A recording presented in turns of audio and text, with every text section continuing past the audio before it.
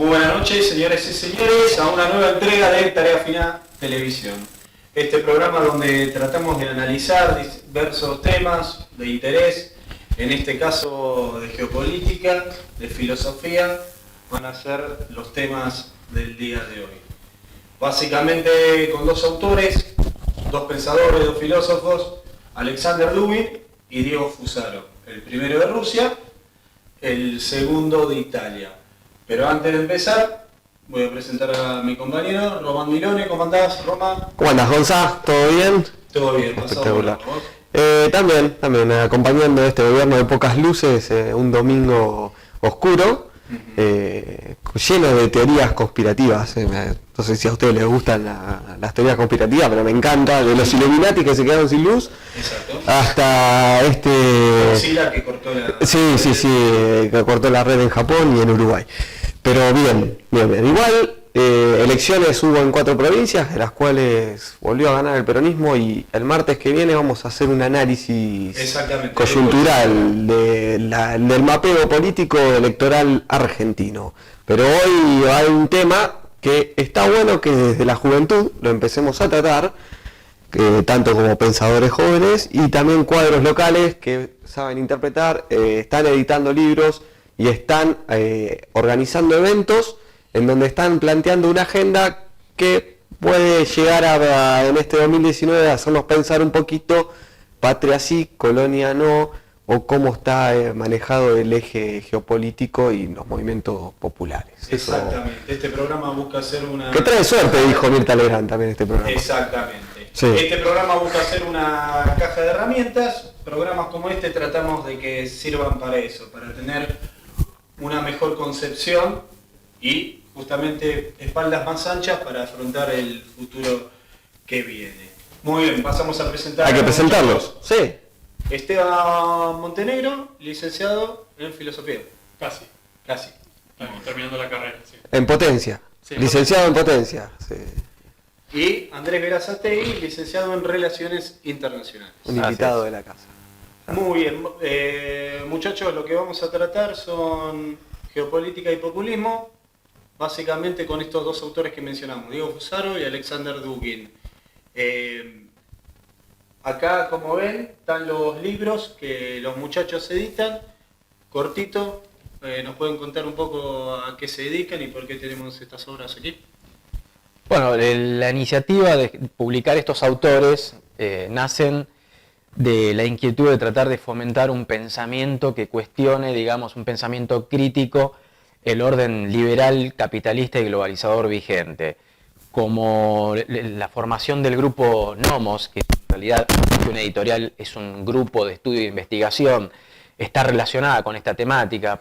Ya hemos hablado en este programa sobre el origen peronista del grupo y profundizando algunos temas con los que, y otros autores con otros pensamientos que nos permiten dialogar para tratar de repensar la actualidad no desde los paradigmas vigentes, sino desde un pensamiento crítico y situado respecto del igualitarismo liberal y globalizador.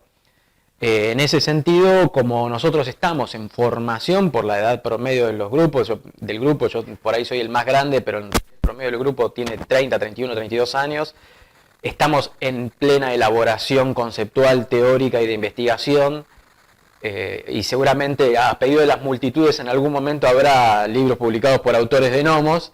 Ya tenemos uno ahí en la cocina sobre Carlos Astrada. Las chicas mueren por Carlos Astrada, así que seguramente... Las chicas mueren por las sordas comunistas. Sí, mueren pidiendo libros de Carlos Astrada, y seguramente en breve es un pensador argentino con un compañero del grupo, Martín Prestía, a quien no le enviamos saludos, porque si no quedan todos los demás afuera y dicen, ¿por qué no me saludaste a mí? Y todas esas cosas. Empiezan los celos de grupo, ¿viste cómo son? Y después se queda con las chicas, porque aparte canta muy bien. Como le iba también al filósofo Astrada. Entre que es fanático de Astrada y canta tango, se queda con todas las chicas. Claro. Entonces no le mandamos ningún saludo.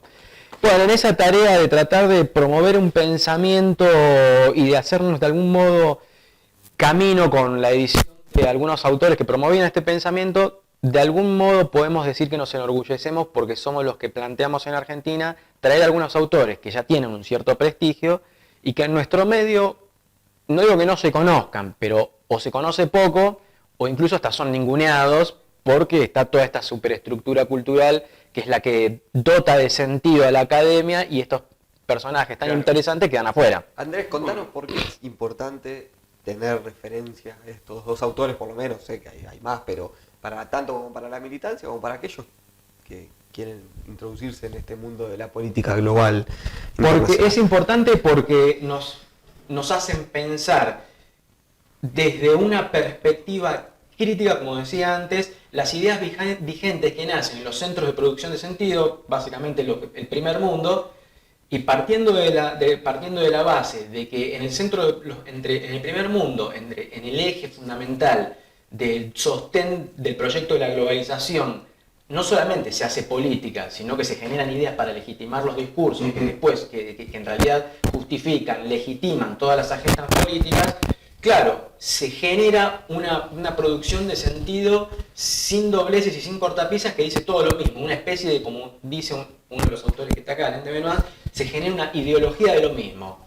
O sea, el mundo globalizador, con su economía capitalista, su relato de derechos humanos y su democracia liberal, necesariamente es un discurso y un relato incuestionable. Bueno, algunos no estamos tan de acuerdo con todas estas ideas, de hecho no estamos para nada de acuerdo.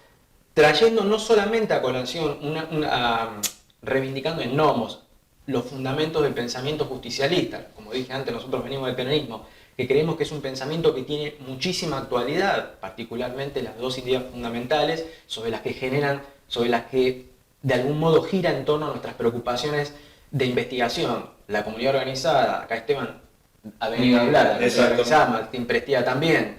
La tercera posición que he investigado yo, como los dos fundamentos sobre los cuales descansa el armazón de la doctrina justicialista, nos sirven como punto de partida para hacer una lectura crítica de la realidad. No obstante, queremos traer, y trajimos a colación otros autores para demostrarlo a los demás, para enriquecer el debate, para enriquecer con aquellos pensamientos que nos enriquecen. No me enriquece en nada a mí leer a Fukuyama. Es más, si yo le creo a Fukuyama, termino aceptando el discurso globalizador que estoy criticando. Entonces traemos autores que en nuestros medios no son comunes y que hagan una perspectiva crítica y que, en mi opinión, es opinión de todo el grupo, estoy seguro que es así, traer los pensadores que cuestionen esta ideología de lo mismo y nos ayuden a tratar de reinterpretar y de pensar desde nuestra propia situación. Más allá de que estos autores, claro, las diferencias que tienen es porque ellos piensan desde su propia situación. Dugin plantea un discurso crítico respecto del orden liberal desde Rusia. Entonces habla de eurasianismo, habla de la Gran Rusia, etc. Muy bien, ¿te parece que empecemos, por ejemplo, con Dugin? Claro. Alexander Dugin, de manera corta y sencilla. ¿Qué es? ¿Quién es, mejor dicho? ¿A qué se dedica? ¿Y cuáles son sus puntos más importantes de su teoría? O por ahí podríamos empezar con la corta teoría política de Dugin. Claro. Dugin es un pensador, fundamentalmente un filósofo, que tiene además una pata muy fuerte en la geopolítica. Él, desde los años 90, anda pululando en círculos literarios y tradicionalistas y pensando en contra del liberalismo, digamos, ya desde muy temprano, en contacto con el ámbito de discusión europeo. Él siempre se relacionó mucho con Alain de Benoist en Francia y con otros pensadores europeos.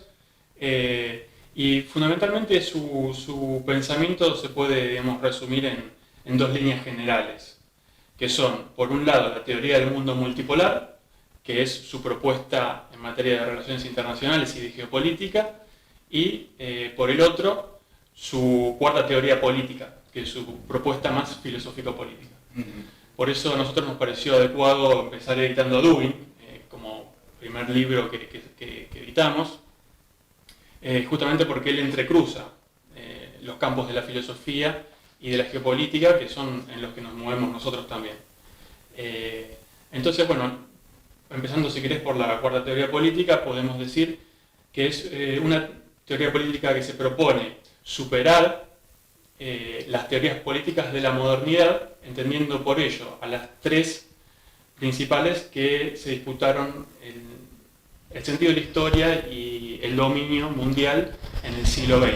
Estamos hablando del liberalismo como primera teoría política, el comunismo como segunda teoría política y las variantes de nacionalismo y de fascismos como tercera teoría política. Dugin se propone superar todas estas tres teorías políticas entendiendo que en el momento histórico en que vivimos, después de la caída del muro de Berlín y después de la derrota de los fascismos y de los distintos movimientos de liberación del tercer mundo y nacionalismos durante el siglo XX, entendiendo que en esta situación el único enemigo que enfrentan los pueblos es el liberalismo. Entonces necesitamos tener una teoría política que no sea ni comunista, ni fascista, ni nacionalista, para enfrentar a el liberalismo hoy. Entonces el planteo es, ¿qué hacer frente al liberalismo? Bueno, abrir un espacio, un ámbito en el cual puedan converger todos los enemigos del liberalismo en un frente común. Entonces él propone que el sujeto de esta nueva teoría política, tal como el proletariado era el sujeto del comunismo y la nación o el Estado el sujeto de las distintas terceras posesiones, que él propone como sujeto para esta cuarta teoría política el Dasein. ¿Qué es el Dasein? Es una categoría de pensamiento de Martin Heidegger en la cual está enraizado, digámoslo así, lo individual y lo colectivo, y no se identifica precisamente con una instancia nacional o estatal determinada, aunque sí está siempre arraigado y siempre implica un vivir en común con los demás. ¿Esto por qué? Porque esto se entronca, esta propuesta de Dugin se entronca con la teoría del mundo multipolar. Él dice que la única manera de enfrentarse al liberalismo es desde la unidad continental. Los distintos continentes y grandes espacios civilizacionales deben integrarse y superar de alguna manera la instancia de los estados nacionales a la hora de plantear su enfrentamiento con el liberalismo. Porque de otro modo es casi imposible que una nación por separado, que cada nación por separado pueda enfrentarse a este proceso.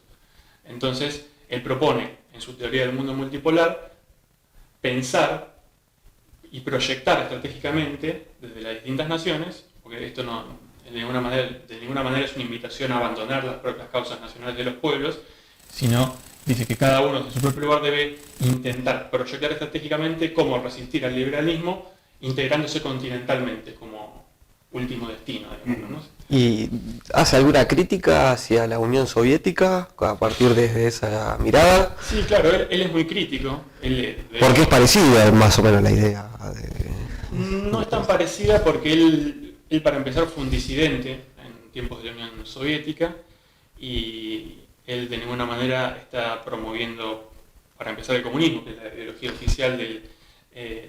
pero sí la unión de las repúblicas como para pero claro, un enemigo él común. aspira a reintegrar los espacios Sí. del espacio soviético a la Federación Rusa, pero lo que propone para ello no es como utilizaba la Unión Soviética los tanques, para comenzar, Sí. sino que propone una Unión Euroasiática. La Unión Euroasiática que hoy lleva adelante Putin es una idea que comparte con Dugin, ¿no? Generar espacios de integración que se parecen más a lo que se intentó acá hacer con el UNASUR que al viejo dominio a fuerza de botas de la Unión Soviética, que aparte está muy autocentrada en Rusia.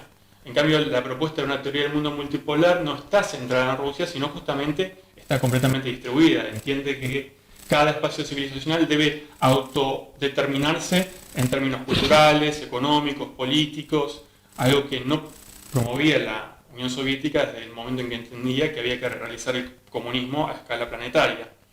Entonces, me parece que Dugin, si bien en los términos en que él defiende el interés nacional ruso y aspira a reintegrar el espacio soviético, digamos, dentro de una misma égida donde Rusia ocupa el lugar central, a pesar de eso, digamos, me parece que el pensamiento geoestratégico ruso da sobradas cuentas de que ha aprendido algo de la experiencia fracasada de la Unión Soviética a la hora de plantear un mundo multipolar como horizonte y no una unificación planetaria bajo una misma bandera ideológica con sede en Moscú, digamos, finalmente, ¿no? Porque los partidos comunistas sabemos que alrededor del mundo responden directamente a Moscú. Esa no es la idea que está planteando Dugin. Está planteando que cada espacio civilizatorio distinto, en nuestro caso América Latina, se autodetermine en sus propios términos culturales, políticos, económicos. Andrés, Esteban, para seguir profundizando un poco el pensamiento de Dugin, a modo de síntesis, estas dos obras de Dugin, ¿de qué se tratan, qué propone cada uno?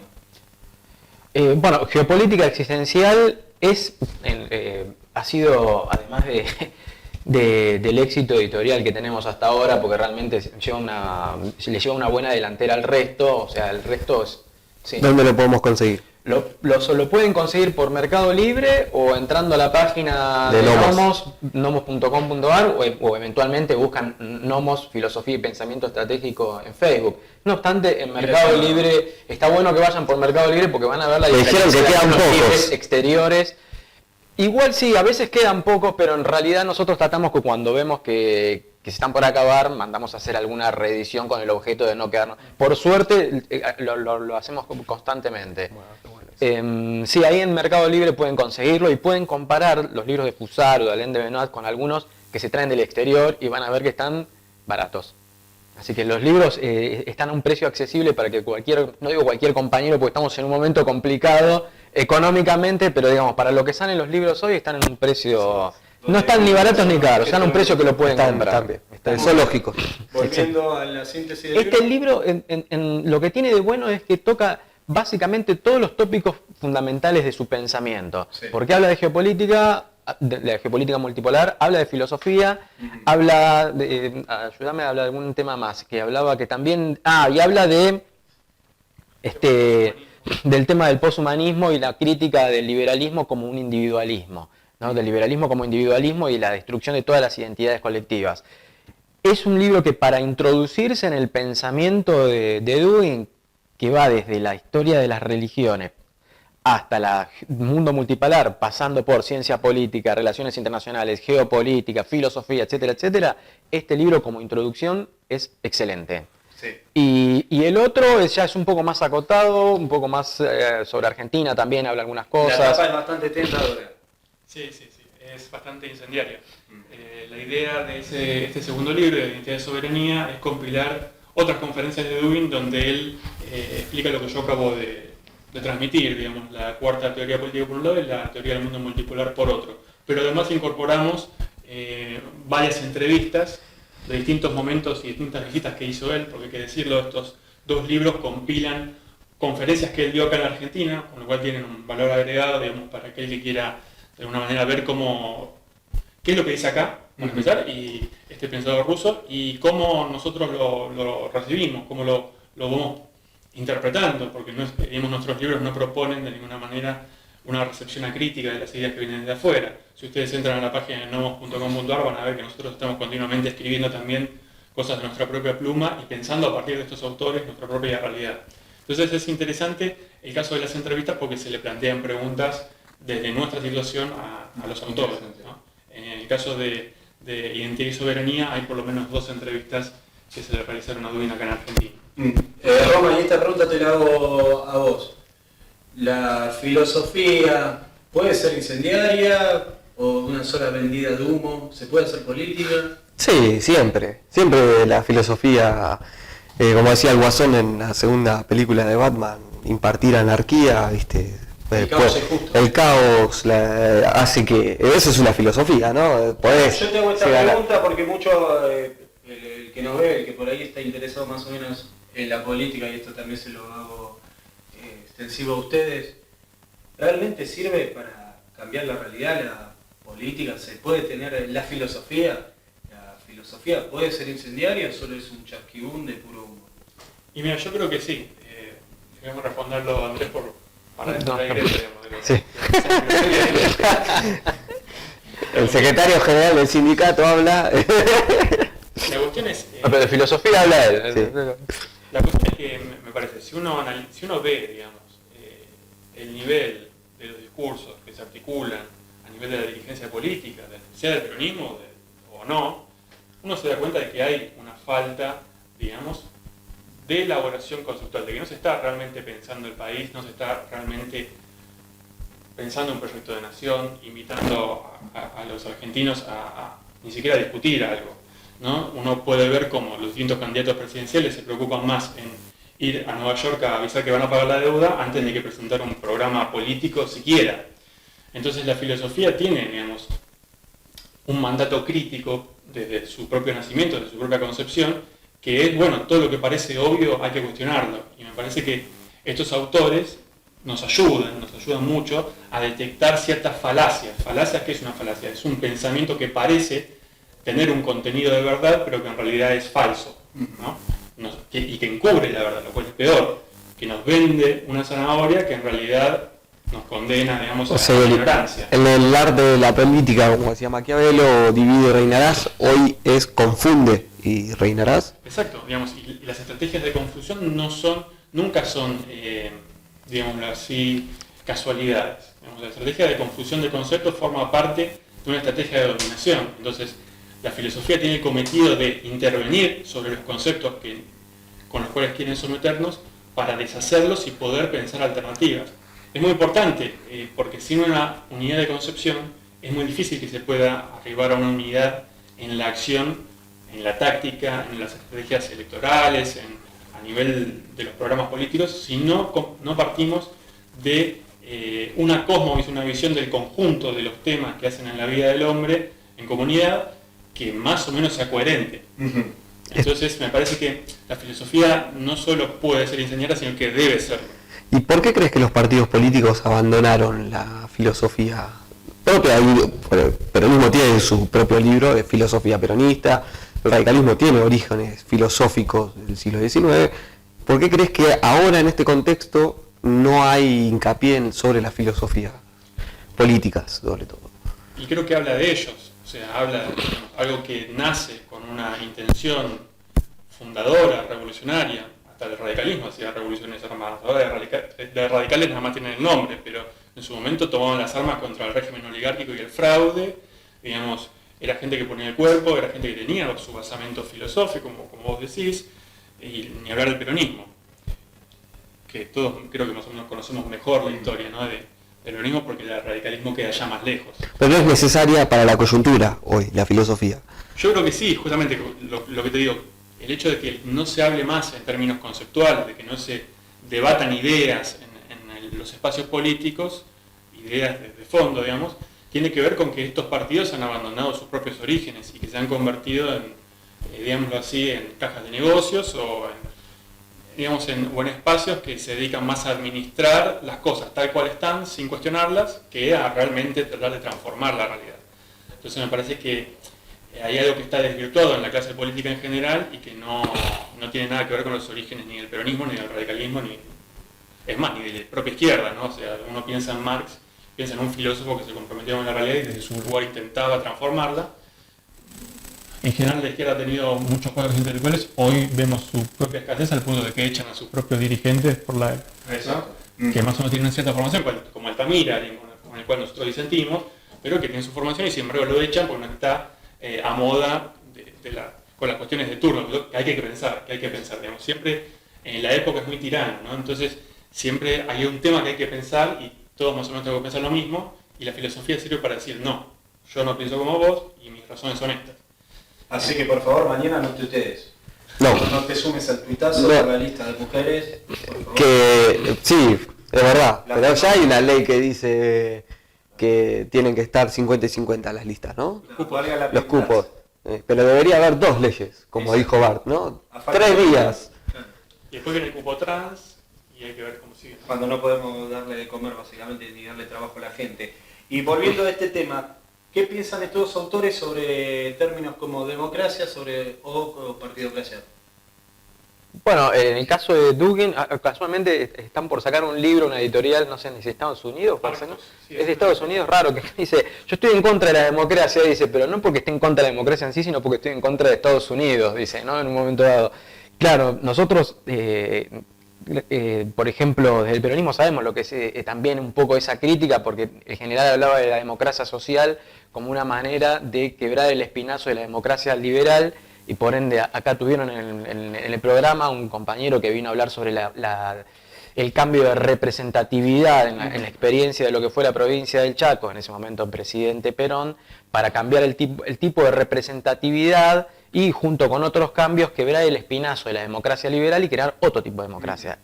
Bueno, si no hay un pensamiento y un pensamiento que sea situado, arraigado desde un lugar que respete y sea expresión de los condicionamientos culturales, geográficos, históricos, lingüísticos, jurídicos, sociológicos de un ámbito que no permita generar una alternativa, que no permita criticar una ideología de dominación y proponer lo propio, estamos aceptando esa ideología de lo mismo. ¿Y por qué entonces esto de algún modo también responde la idea, la pregunta de si sirve la filosofía o no? Todo lo que sea establecer el estudio de los primeros principios, las causas y la concepción de las acciones siempre es válido, porque a una acción siempre corresponde un pensamiento previo. Una convicción, aunque no tenga ordenadamente toda una serie de variables y de constantes que uno pueda decir, tengo una teoría, o una convicción que no tenga ordenados ciertos fundamentos, etcétera, etcétera, y no pueda decirse que es filosofía. No obstante, una toma de posición ya es una convicción y eso entraña una concepción antes de una acción. Hablábamos del radicalismo, cómo abandonó sus orígenes. Gran parte de la política exterior de Irigoyen provino de su formación krausista. Y era un tipo que uno decía, era muy idealista, el tipo no quiso, se opuso, fue a ayudar a no me acuerdo qué bloqueo, no sé si era en Santo Domingo, no me acuerdo, el historiador, si escucha me equivoco, me va a matar, pero fue pura y exclusivamente una decisión que correspondía a su ascetismo moral en política internacional. Bueno, en general ya lo hablamos, en realidad siempre un liberal cuando dice que él quiere mantenerse neutral, que es la gran crítica, una de las grandes críticas que le hacemos al liberalismo, en un sistema social, el liberalismo, como deja que los individuos compitan entre sí según su propia libertad, todo agente colectivo debe mantenerse neutral. Ergo, el Estado no debe intervenir. Pero el hecho de mantenerse neutral ya es una decisión, decía Carl Schmitt. El hecho de mantenerse eso no es una falta de decisión, es una decisión. Yo no voy a intervenir. Bueno, nosotros creemos que justamente una comunidad organizada debe tener sus instituciones que intervengan. ¿Por qué? Porque la multiplicidad que se da entre los seres humanos son conflictivas. Entonces nosotros damos por supuesto, los que adherimos de algún modo a alguna rama del realismo en ciencia política o en teoría, a diferencia del liberal que cree que se puede mantener la neutralidad y que los individuos maximizando interés llegan más tarde o más temprano a la cooperación que maximiza sus intereses, nosotros creemos que la dinámica social, por la pluralidad que tiene una fuerte tendencia a la competitividad del conflicto y a la dialéctica de voluntades. Entonces, dando por supuesto eso, tratamos, como decía Hans Morgenthau, de generar el mundo que se pueda dentro de las condiciones reales y que ocurra el menos mal posible y no vivir en una abstracción total de cooperaciones y como esa escena de Los Simpsons donde se imaginan un mundo sin abogados y todos abrazados. No creemos en eso, la verdad que no creemos en eso. Sí, estos autores... Ya te vas a tener que invitar a algún abogado acá. Sí, pasa, pero es cuestión de piel. Roma, ¿querés pasemos a Fusaro y luego volver a Duin y así? ¿O querés hacerle algunas preguntas? Yo por ahí después, por ahí lo podemos charlar más adelante, pero me gustaría saber por qué por ahí no se logra o hay una disociación entre la gente y los pensadores y los filósofos. ¿Por qué nunca se pueden ensamblar? ¿Por qué no hay un interés de la gente hacia los...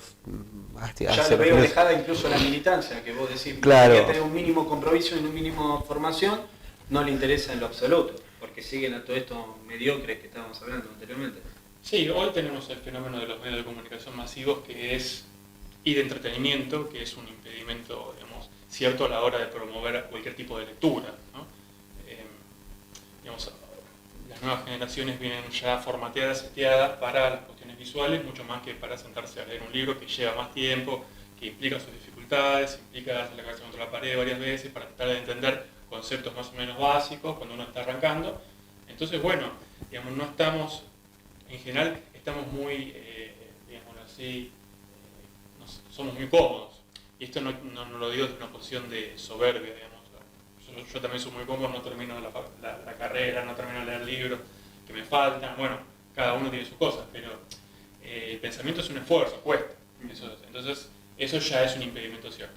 Después, además de las cuestiones contextuales que ya mencioné, pero además no está promovido desde las instancias que deberían hacerlo, ¿no? Claro, pues las usinas tampoco tiran lances para decir, bueno, muchachos, vengan a un formato de libro, a un video de 50 segundos. Por eso nosotros que es difícil explicar conceptos, ¿no? También en 50 segundos, pero digo, los canales están para que nos lleguen a nosotros, ¿no? No solo los medios de comunicación, podemos poner en los medios públicos, en las instancias, Secretaría de Cultura, no Hay muchas instancias institucionales que podrían promover esto, pero no sucede. Por eso nosotros somos independientes, no dependemos de ninguna estructura, ni académica ni política partidaria. Y además por eso nosotros hacemos libros cortos, ¿no? Libros que tienen entre 100 y 150 páginas y no más, justamente para promover una lectura en tiempos donde cada vez todos tenemos menos tiempo, porque trabajamos más para vivir más o menos como vivíamos antes. Entonces, y además para que los libros sean accesibles. Para alguien que quiere introducirse al pensamiento, ninguno de estos libros que nosotros ofrecemos es especialmente complejo o a materia de especialistas, sino que puede ser leído por cualquier persona que le interese saber un poco más de qué va la política internacional, todo lo que estamos hablando, la filosofía política. Entonces, me parece que bueno, el esfuerzo es ese. Nosotros siempre intentamos hacer eso, digamos, que digamos, no hacemos investigaciones para especialistas, digamos, ni para ganar renombre nosotros, ni para concursar por becas o todas estas cosas que forman parte del sistema científico, sino que Nomos tiene como misión, de alguna manera, se propone como misión, intervenir en el espacio público y en el espacio político, desde el pensamiento, ¿no? Eso no significa que tengamos que optar por alguna de las opciones electorales que haya. Nosotros nos mantenemos independientes completamente de cualquier estructura, como vengo diciendo, y lo que hacemos es apostar al pensamiento, ¿no? Bueno, me parece que si uno quiere promover un cambio político de determinada sustancia, necesita antes, como acabo de decir, una masa crítica, necesita que exista una unidad de concepción que luego permita un salto a la política, pero sin eso es como nadar en el desierto, estar todo el tiempo chocando contra lugares comunes y contra ciertas preconcepciones que se tienen en materia política, que bueno, uno puede pensar, bueno, él porque está en el partido peronista o en Unidad Ciudadana piensa de tal modo, pero quizás eso no se corresponde ni con las ideas del peronismo ni con las ideas revolucionarias. Entonces, me parece que esta crítica previa, este momento intelectual previo a un eventual salto a la política, digamos, que nosotros esperamos que alguien lo dé, y si no, lo vamos a tener que hacer cargo nosotros dentro de 10 años, me parece que necesita como base y sustento este trabajo intelectual que tiene que ver con dar una discusión pública, digamos, de cara a la sociedad, no para los pasillos de la universidad. Muy bien, clarísimo. Diego Fusaro, el libro Contragolpe. ¿Quién es Diego Fusaro? Diego Fusaro es un autor italiano. Él está formado en la izquierda, digamos, en el pensamiento marxista, es filósofo, pero digamos, tiene una línea de pensamiento muy similar a lo que acá en Argentina fue la izquierda nacional.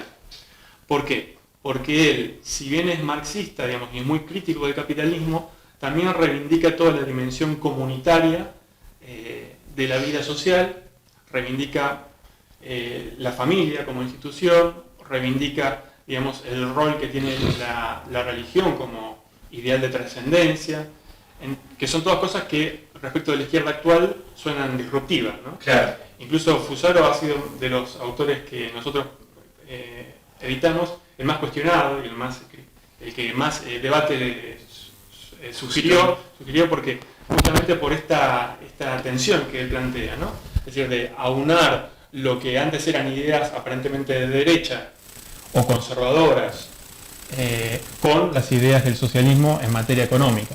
Entonces, por eso él es un autor que, si cabe definirlo de alguna manera, es populista, en este doble sentido. De que tanto él, bueno, como Dugin y el mismo Alain de Benoist, todos los autores que nosotros proponemos tienen este enfoque hacia la política, que vos preguntabas por eso recién, digamos.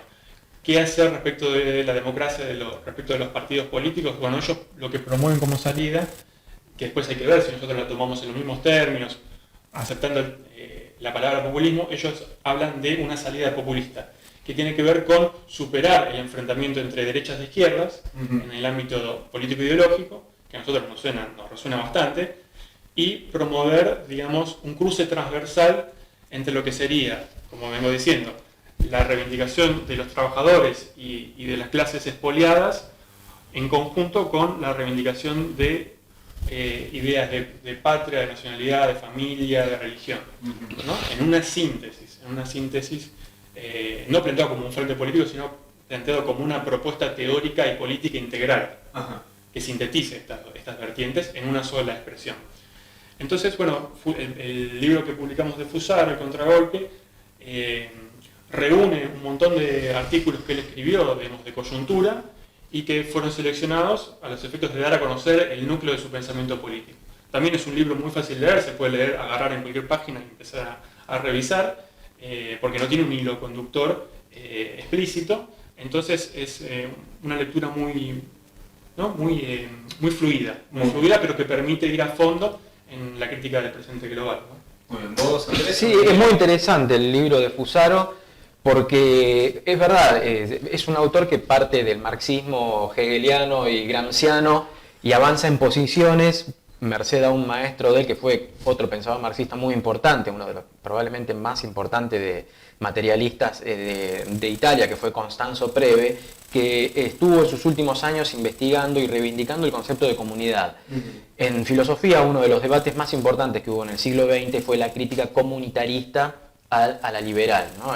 Recordemos que el liberalismo cree en la supremacía del individuo como principio y fin de todo orden social, que a partir de su libertad, lo que hablamos antes, de su libertad de autonomía, intenta maximizar siempre beneficios. La idea comunitarista da por sentado la existencia previa de cierta identidad colectiva que condiciona y hace que los individuos se desarrollen en esa, a partir, el individuo no es abstracto, no es un ángel, sino que siendo individuo también tiene un condicionamiento, una serie de condicionamientos como los que mencionamos anteriormente y que son colectivos y herencia temporal. En ese sentido, Diego Fusaro adhiere al comunitarismo y en ese sentido está emparentado de algún modo también, en cierto sentido, con el peronismo, porque la idea central sobre la que descansa todo el resto del armazón, como dijimos, del justicialismo, es la comunidad organizada. A una persona, como dijo Esteban, que viene de la izquierda y lee la defensa acérrima que hace de la familia, de la patria, de todo, le puede llegar hasta ser chocante Fusaro. Claro. Pero en realidad es el emergente de algo distinto que está ocurriendo.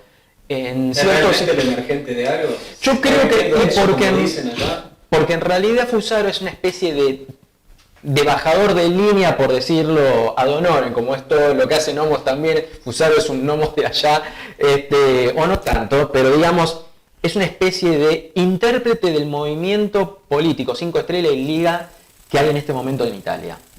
En cierto sentido, él es una expresión de esa realidad. Actualmente el gobierno que está en Italia, las personas que por ahí no siguen tanto la política internacional, es un gobierno que con respecto a todo lo que vino antes es disruptivo, porque junta a un movimiento de base más ciudadana, como es 5 Estrellas, digamos que podría denominarse contestatario de centro-izquierda, y a la Liga Norte, que es un movimiento principalmente del norte, fuertemente duro, digamos, con ciertos temas y más corrido hacia la derecha, se han unido y han logrado superar ciertas diferencias para dar lugar a ¿qué? A algo nuevo. Es algo distinto. Ahora el sujeto nuevamente no es Europa transnacional con su ordenamiento, la Unión Europea y la burocracia de Bruselas, sino que la prioridad la tiene Italia y el pueblo italiano. Y él es un poco el intérprete de ese movimiento que se está gestando ahora. Del mismo modo que Alexander Dugin, de algún modo, es expresión e intenta explicar y bajar líneas sobre lo que es lo que podría ser Vladimir Putin, con el quien tiene muchos acuerdos, como también tiene sus desacuerdos, pero de algún modo lo es. Y Alain de Benoist, de algún modo, es expresión de lo que francés, que fue intérprete de lo que parecería se está moviendo y que en cierto sentido cataliza en el fenómeno de los chalecos amarillos. No es casualidad que con el movimiento de los chalecos amarillos, que no puede ubicarse ni hacia la izquierda, ni con categorías. ¿Es legítimo ese movimiento o es algo? En el sentido de que es una expresión que rechaza la burocracia de Bruselas, pone adelante de la bandera de la Unión Europea, la bandera francesa, critica las cuestiones laborales que genera el capitalismo y tiene una multiplicidad de actores a los cuales participan, yo creo que es legítimo. ¿Nos definís la burocracia de Bruselas? La burocracia de Bruselas es donde residen las decisiones de la Unión Europea, que decide como un actor a Unión Europea más allá de las diferencias nacionales y estatales tradicionales que tuvo la Unión Europea. Decide la planificación de los presupuestos nacionales, o sea, en materia económica directamente, como el FMI acá en Argentina. Sí, la independencia económica de cada uno de los estados. Tiene una moneda común, entonces lo que planifica y manda hacer el Banco Central Europeo incide a todos los miembros de la comunidad. Por ahí la gente está media cansada de que los manejen cuestiones supranacionales. No los votan. Ni los votan. La burocracia de Bruselas no es el... Fabián, alguien que yo voté, ahora el mundo está tan globalizado que ni eso está funcionando. ¿Quiere mencionar algo también sobre la obra y el pensamiento de Benoit, ya que estamos? Bueno, Alain de Benoit es quizás el pensador más grande en términos de edad de los cuatro. Esto lo digo porque su carrera empezó en los años 70, cuando él promovió un grupo de estudios que se llamó Grece, y bueno, toda una corriente que los medios etiquetaron como Nueva Derecha, donde él promovió un rescate de pensadores disruptivos, desde Julius Evola hasta los pensadores reaccionarios franceses, pasando por Gramsci, por Sorel, digamos, todo un abanico de pensadores que no se condice con la etiqueta, ¿no? Porque digamos un pensador muy amplio, y promovió lo que él se llamó una lucha cultural o metapolítica en su momento, ¿no? Que básicamente es lo que yo comentaba antes, la idea de que para tomar el poder político, para que una revolución pueda tomar el poder político, debe existir previamente una revolución cultural que la preceda. Entonces, con esa idea, él armó un grupo de pensamiento muy fuerte, muy importante, con muchas personas de renombre en Francia que no las conocemos, ¿no? El mismo Benoit es todavía bastante desconocido, pero con este trabajo que venimos haciendo lo estamos tratando de instalar un poco. La cuestión es que él tiene también una obra muy vasta, siendo un pensador y publicista, ha escrito de temas de historia, hasta filosofía, historia de las religiones, tiene un perfil muy ecléctico también similar al de Dugin. Pero bueno, el libro que elegimos para empezar es una crítica de la globalización y de las categorías políticas que utilizan los técnicos de la globalización para imponer sus decisiones sobre el ámbito político, ¿no? Es como que va desmenuzando el lenguaje que utilizan de las presuntas reformas económicas que proponen para hacerle una crítica medular, digamos, ¿no? Es un libro parecido al de Fusaro, pero mucho más descriptivo. Es un diagnóstico perfecto de la globalización. Se llama Rebelión en la Aldea Global, el libro si lo quieren buscar, y mismo en la página de Nomos tenemos también publicadas varias entrevistas a Alain de Benoit, además del índice y todo lo que ustedes pueden ver, para contextualizar un poco la situación francesa que acabamos de comentar también. El tema de los chalecos amarillos, hay varios artículos sobre eso en la página nuestra. Y muy interesante del libro de Alain de Benoit es que habla de un concepto que por ahí ahora está un poquito en desuso, pero más que nada porque ha pasado de moda, pero no el concepto que llevaba detrás, que es el de gobernanza. Habla mucho sobre el tema de la gobernanza. Y uno lee el texto sobre la gobernanza y daría la impresión de que está hablando de la actualidad argentina. Porque todos los criterios que habla dicen, los gobiernos ahora ya no son más estrictamente gobiernos, y que por eso se inventa un nuevo concepto de gobernanza, que se dedica justamente no a conducir los destinos de una comunidad, y por eso es gobierno, sino que se dedica meramente a administrar y gestionar las necesidades del capitalismo transnacional dentro de los agentes que compiten en una comunidad. O sea, es un intermediario menor. Claro. El criterio que guía a los gobiernos no es el de sabiduría, el de unidad nacional y la promoción del bien común. Quedaron totalmente desfasados, dice. Para la globalización ahora los gobiernos tienen que ser eficientes, administrativos y que... Traer inversiones. Y que, claro, exactamente, y que sean eficientes desde el punto de vista productivo. O sea, que el modelo es competitivos. Claro, una cosa así. Entonces, claro, es imposible cuando lee ese libro no pensar en el gobierno de Macri. Claro. Es imposible no pensarlo. Hay momentos que parece que lo está describiendo a la perfección. No hay bien común, hay competencia entre actores. Y si yo no soy un actor económico exitoso, estás afuera. Para ahí no te voy a alentar. Vos es un modelo político que define Durán Barba también, como son gobiernos modernos, así lo define él. Es que son los paradigmas que impone el capitalismo. El capitalismo es principalmente el ejercicio del capital desbocado. Y la dinámica, justamente lo que queda en claro de ese libro, es que los gobiernos, que son un agente político, están aceptando la dinámica, los paradigmas y las soluciones de la dinámica social de los mercados. ¿Se entiende? Antes el mercado, ¿qué era? Era una cuestión estrictamente económica, donde hay oferentes y hay oferta y demanda, y el poder político desde arriba lo regula. Ahora el poder político queda subordinado al mercado porque es transnacional y acepta sus propias lógicas. Propias lógicas que se trasladan en un avance que que no está en ese libro, pero que interviene en la filosofía, una dinámica del capitalismo que va llevando incluso hasta la vida social y a la vida personal de los seres humanos, ¿no? Eso interviene, en cierto sentido, enlaza más con lo que dice Dugin del transhumanismo, ¿no? Llega a un lugar donde nuestro propio cuerpo, nuestra propia alma ya es una mercancía y yo hago y deshago con ella según lo que yo interpreto que es la maximización de mi beneficio. Pensando lo que decís, te pregunto lo siguiente, que además de tener mercancías, el capital transnacional o financiero, ¿tiene ideología? ¿Qué ideologías? La ideología es justamente lo que Alain de Benoist llama la ideología de lo mismo. Esa ideología de lo mismo que se basa en ese trípode de derechos humanos, democracia liberal y economía capitalista, todo basado en la convicción de que el agente social fundamental para la acción es el individuo autónomo y libre.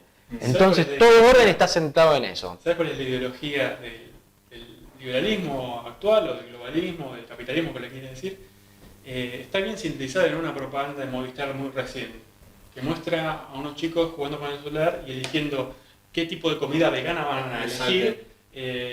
¿Con quién se van a casar? ¿Con quién se van a casar? Pero dicen, ahora te puedes casar con quien quieras, puedes elegir lo que querés comer, también puedes elegir el pack de Movistar, ¿no? Digamos, la idea ¿Elegís qué consumís? Elegís tu identidad. Con lo cual, esto quiere decir que el liberalismo concibe al hombre sin una identidad previa, lo concibe como una pizarrón en blanco donde uno va llenando, de acuerdo a su piacere, lo que es, cómo se autopercibe. Digamos, entonces se consigue, digamos, al hombre vaciado. Es un vaciamiento, por un lado. Total, hay oferta para eso. Totalmente. Es un vaciamiento y es una flexibilización. Digamos, ya del alma. Ya claro, de los mismos términos que te definen a vos como quién sos. Entonces, la propuesta es justamente eso. No dar ningún parámetro que permita regular la vida en común. Porque si yo no sé quién soy y lo que me define es aquello que consumo, entonces, bueno, no tengo ningún vínculo con los demás, excepto mi preferencia de consumo. Exacto. Que reemplazan a lo que otrora era la cultura. Hoy en día ya no hay expectativas, hay consumos. Ahora no hay culturas, hay preferencias de consumo. Es decir, las personas se diferencian no por cultura, por arraigo, para capital, por supuesto, estamos hablando, sí. sino por preferencia de consumo. La diferencia no es entre que uno habla en chino y con todo lo que importa en lenguaje tiene una determinada manera de concebir, de pensar y de expresarse, y otro habla en castellano, sino que a uno le gusta más las zapatillas rosa con fluorescente y al otro las alpargatas. ¿Vos qué opinas de esto? No, de todo es esto. No, yo les quería hacer una pregunta, tanto me gustaría la parte filosófica y también desde la visión de la política internacional. Ustedes comentaron que Nomos proviene del peronismo. ¿La doctrina peronista tiene que resistir a esto o tiene que ayornarse de alguna manera? Mira, yo pienso que estos libros sirven para no ser ni una cosa ni la otra. No es que hay que resistir en lo que ya tenemos y quedarnos siempre en el mismo folclore y repetir la misma consigna. Me parece que es necesaria una actualización política y doctrinaria que obviamente no supone traicionar los principios. Las tres banderas. Claro, sí. para empezar. Diríamos las cuatro. Porque Cultural. que es muy importante, la cuarta bandera olvidada, que es muy importante y que de algún ¿Existe modo... una quinta, como la unidad regional? O Eso alguien, no sé, que tengo entendido que hay alguien que la quiso poner como quinta bandera, no está mal, no está mal, claro, no está mal. Digamos, me parece que si ayornarse no significa traicionar, o sea, No, es con los codos ir acomodándose, digo, no hablo de dejar de un lado. Es tal vez bandera. repensar de acuerdo a las situaciones. Nosotros justamente tratamos en Nomos, cuando nos conocimos, la primera actividad y que de algún modo la seguimos manteniendo, es cómo pensamos los dos núcleos duros que para nosotros tienen actualidad, la comunidad organizada y la tercera posición, en una época donde no estamos en 1940, cuando la polémica filosófica era el existencialismo, por más que pueda seguir teniendo su impacto, ni está la bipolaridad. Nosotros consideramos, y ya le hemos dedicado problemas a esto, de por qué sí tienen su actualidad la comunidad organizada y la tercera posición, y en ese sentido lo que hablaba, estoy de acuerdo con el tema, porque aparte fue un mandato del propio Perón, que decía, con el tiempo hay que actualizar la doctrina. Ahora bien, la doctrina es la forma de ejecución de lo que previamente se pensó. En realidad nosotros, si seguimos hablando de la comunidad organizada y la tercera posición no es con el afán de corrector ni porque nadie no se nos apareció Perón en sueño y nos dijo ustedes son los encargados de actualizar. Déjame ayudarte, pero claro, ayudarte. Sino tratar de hacer un aporte no solamente en los términos de una relectura en el hoy de esas ideas fundamentales, sino también dialogando con estos autores. La idea de con estos autores no es de trasladar la polémica en la que por ahí están insertos ellos para acá. Lejos de eso, sino de saber cómo nos sirven a nosotros para dialogar y a interpretar la actualidad. En ese sentido, Dewey mismo también se vio beneficiado de ese diálogo, porque por ejemplo, él cuando elabora la cuarta teoría política, metía al peronismo como una tercera posición asimilable sin más al fascismo y al nacionalsocialismo. Claro, cuando viaja a Argentina y empieza a leer un poco más el tema, cambió diametralmente de opinión sobre ese tema. Nosotros somos la verdadera tercera posición. Claro, también, lo que pasa era uno le podía sonar como que era una visión, si se quiere, totalmente legítima mirada desde allá. Claro. No podía estar enterado de lo que pasaba acá, sino había. Exactamente, y el tipo tiene una visión muy distinta que, y esto nos sirve ya para vender la próxima, que se explicita aún más en el próximo libro de Alexander Dewey que va a salir, que es Logos Argentino. Logos Argentino es un texto inédito de Dewey, donde él analiza la filosofía argentina y en particular también el peronismo. Entonces es importante para ver, digamos, el esfuerzo de alguien de afuera por pensar pensadores y autores y temas que ni siquiera los propios argentinos a veces pensamos. Hay que acercarle el CD de Logos también, ¿no? Para que escuche. Y esto hecho sin la necesidad de que nosotros de intentar invitar a los compañeros a que relean a Perón porque lo dice un extranjero, todo lo contrario. Por eso nosotros realizamos el esfuerzo, pero lamentablemente a veces uno llega a la conclusión de que lamentablemente, hoy hablamos de un amigo italiano, que llegan a conclusiones que digo, pero se supone que esas conclusiones que están muy bien, como las que llega Dewey, no las tendrían que saber primero, y lamentablemente a veces no. Y por eso vos siempre preguntás acerca de por qué los militantes compran y se embarcan en paradigmas, en ideas y en decisiones que no tienen nada que ver ni con nuestra realidad ni con nada. Y probablemente ese es por ahí el primero que después te sale a criticar, yo no necesito que venga Dewey a explicarme quién es Perón. Bueno, pero entonces ¿por qué te comes todos los buzones que sí te pone Soros? Todos. Y sin necesidad de libros en el medio. Pero es algo que me... Claro, y volviendo... Sí. No, que lo hemos hablado con un dirigente, que no hay formación en las agrupaciones políticas. No hay una formación seria realmente, porque uno es militante, sí, ¿y qué hace el militante? Rulli dice la militancia de servicio, sí, está bien, pero si vos sos militante para formarte como un cuadro político, creo que la agrupación misma tendría que dar una formación, tanto en lo filosófico como en la política internacional, que es recontra necesario, y estos autores deberían estar dentro de las ideas a tratar, digo, sin dejar de lado... Lo ideal sería formar cuadros integrales. ¿Pero para qué? O sea, digo, No, claro. ¿cuál es nos preguntamos, ¿cuál es el motivo de que existan las agrupaciones políticas? ¿Para qué existen? ¿Para qué existen hoy? Porque parecen más iglesias evangélicas que en realidad de formación de gente para transformar la realidad de los demás. O peor, en realidad por ahí no vamos a hacer nombres ni apellidos ni agrupaciones, porque en realidad todos nos merecen el respeto, el que es militante y realmente lo hace porque lo piensa, pero muchos dirigentes por ahí se preocupan.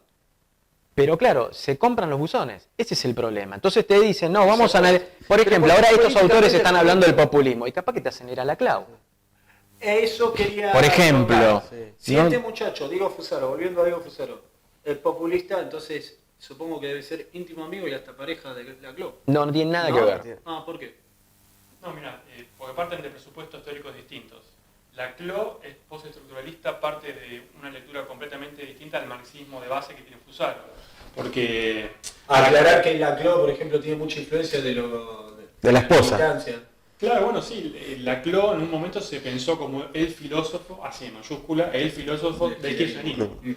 Con los programas que tenía en Canal Encuentro. Claro, pues se le dio cierta cabida. Además, bueno, independientemente del valor teórico que tiene, lo que él propone, que hay que estudiarlo, me parece que hay que debatir con él, parte de una definición muy lábil de lo que podría llegar a ser el populismo. Es tan abierta que casi no tiene sustancia. Entonces él dice, el populismo es una canalización de demandas. Que esas demandas son plurales, entonces en un momento alguien agarra una demanda y la pone, y esa sirve de referencia y de aglutinante para todas las otras. Pero él no dice si es de izquierda, si es de derecha, si hay que atacar acá, si hay que atacar allá. Él describe un fenómeno, una categoría de análisis, sí, claro, pero queda ahí, digamos, no es muy prospectivo. No, Pero y tiene sus propias ideas y lo deja más como, también hoy es tomado incluso por los medios y por sectores políticos, como el populismo es algo malo. Sí, eso sí. va Y no hay una definición exacta Pero si hay una definición exacta también es culpa de Laclau, porque justamente lo que hace es partir desde un punto de partida que supone que no hay pueblos. Él supone que los pueblos se pueden articular en función de demandas de los más heteróclitas. Es decir, no supone que existe un pueblo previamente que tiene una identidad, como puede ser la del pueblo trabajador, como se le llamamos los peronistas, y a partir de eso genera una teoría. No, él barre con toda identidad y después dice, bueno, dependiendo de las demandas que aparezcan, esto se puede articular de una manera que es esta que yo te propongo.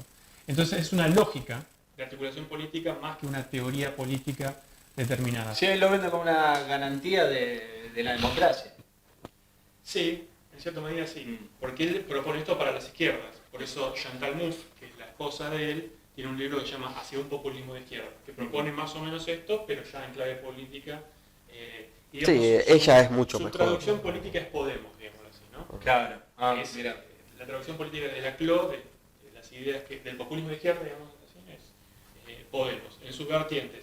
Y una vertiente muy interesante que es la de Errejón, que está más abierta al dar el debate por... El más interesante de todos, ¿no? Claro, porque tiene una apertura hacia lo nacional más amplia. Y hacia todos los sectores. Hacia todos los sectores, ¿no? Más transversal. Es un poco más parecido a este populismo, Claro, que exactamente, es un poquito, pasa que bueno, es un caso medio particular España, ¿no? Sí. A Dugin, este libro nosotros tenemos un acuerdo con una editorial española donde ellos nos pasan algunos textos y nosotros los que ellos no tienen se los pasamos en un intercambio, y Dugin a un texto que nosotros le pasamos le hicieron un prefacio que nosotros después publicamos en este segundo volumen. Y se muestran, al final se muestra medio como, mientras ve caminos de acción en los distintos países, en España no sabe qué decir. Y la verdad es que uno analizando, la verdad es que no se sabe dónde estaría esto que hablábamos antes de lo que está pasando con Vladimir Putin en Rusia, lo que pasa con los chalecos amarillos más o menos desordenadamente en Francia, el movimiento de nuevo que está en España no se ve. ¿Se lo será Errejón? No lo sabemos, tampoco somos fanáticos de la interna política de España, sí, la verdad, como tampoco somos fanáticos del término populismo. Si lo tratamos es porque estos autores lo están poniendo en el tapete y las ideas que están detrás de la palabra, más allá de la etiquetación, nos parece lo interesante.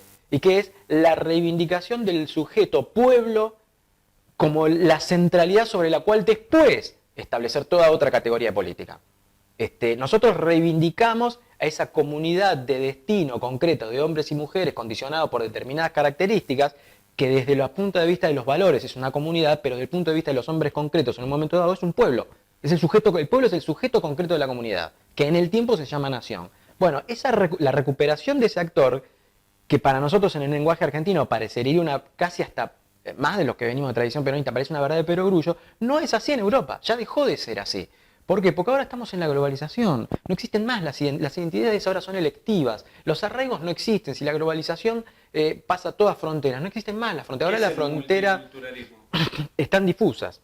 Justamente el planteo que venía criticando Andrés, la idea de que todas las culturas no solo pueden convivir, sino que incluso deben convivir, y haciendo en el deben, es decir, ¿no? Tienen que estar abiertas al mundo, a recibir a todo el que quiera venir y a integrarse con todo aquel con el que uno quiera. Es decir, es una prédica de la disolución de las identidades en una indistinción, ¿no? Donde, por ejemplo, en términos de ciudadanía, eso implica poder darle la ciudadanía a cualquiera, con lo cual ser ciudadano de un país ya no tiene ningún sentido, ¿no? Como decir, si todos son romanos, entonces ninguno lo es. O sea, ¿no?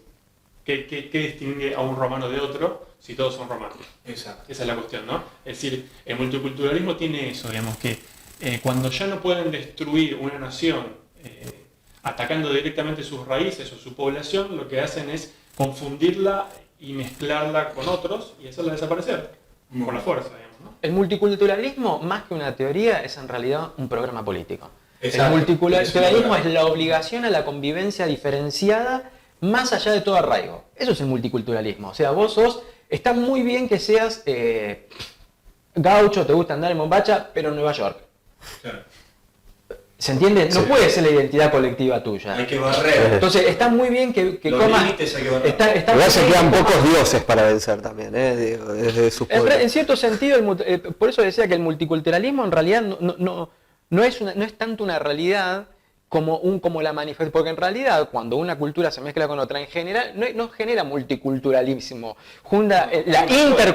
El trabajo intercultural genera, en todo caso, otra cultura. Nos genera, nace una nueva cultura. Cuando vino, qué sé yo, los españoles vinieron acá, no es que nació una sociedad pluriétnica, multicultural, de indios por un lado, de tobas por un lado y de españoles por... No, nació la identidad criolla. ¿Sí? Eso nació una nueva cultura, no nació por eso el multiculturalismo es más un programa político que es aplicado a lo cultural, arraigado en lo social, también la dinámica transnacional de los mercados, Claro, como hablamos antes, es lo mismo. La lógica del mercado, las identidades. Es decir, si vos elegís ser gaucho y argentino y comer carne y asado, bla, bla, es tu preferencia particular. Vos tenés que convivir con los demás y respetar a todos. Vos naciste en Kentucky, te vestiste de gaucho, yo elegí ser gaucho. No tenés nada que ver con el gaucho, no sabía hablar castellano, somos Muchachos, vamos cerrando, Sí. que se cumplió la hora para profundizar esto y más temas. Están totalmente invitados. Y el próximo libro pueden venir a presentarlo acá, eso ya. Y profundizar estos Sí. con lo que crean necesario. Palabra final, ¿no? La verdad, muy buen programa. Estoy bastante interesado en el tema de Diego Fusaro. Me gustaría después comprarles el libro para empezar a leerlo. Eso. Por ahí, como reflexión final, si ven algún cuadro que más o menos de acá se esté saliendo parecido acá a estos autores que estuvimos. Nosotros tenemos muy buena relación con Marcelo Gullo, que es una Sí. persona que ya tiene sus libros editados. Le vamos a editar un libro en algún momento. Sí. Como dicen en Salta, si Dios quiere y la burra aguanta, vamos a seguir editando y vamos a empezar. Ahora empiezan los libros nacionales. Hicimos el seminario, no hablamos del seminario de geopolítica, y hay varios pensadores, algunos de ellos muy jóvenes, que están pensando principalmente desde la geopolítica. Y bueno, obviamente el futuro en Nomos también, ¿no? Muy bien. Vamos cerrando, Roma. Sí, el próximo martes haremos un programa de coyuntura electoral y política. Exacto. Invitamos, si quieren escribir algo para el programa, algún comentario, algún pensamiento y ya... Invitamos al público. Sí, al público. Hemos puesto en la Vamos a página hablar de un poco Facebook más que de los que quieran tranquilidad. aportar datos, bienvenidos sean. Nos encantaría que desde la filosofía y desde las relaciones internacionales, si quieren hacer un breve análisis de la coyuntura electoral argentina, bienvenido sea, lo vamos a estar teniendo en cuenta. Muy bien, muchas gracias, gente. Ya saben nuestras redes sociales, Tarea Fina en todas ellas. Tarea Fina TV. Tarea Fina TV. Y espero que este programa haya sido de su agrado. Intentamos hacer una caja de herramientas y esperamos que sea así. Hagan su parte, nosotros haremos la nuestra. Nos vemos la próxima. Hasta luego.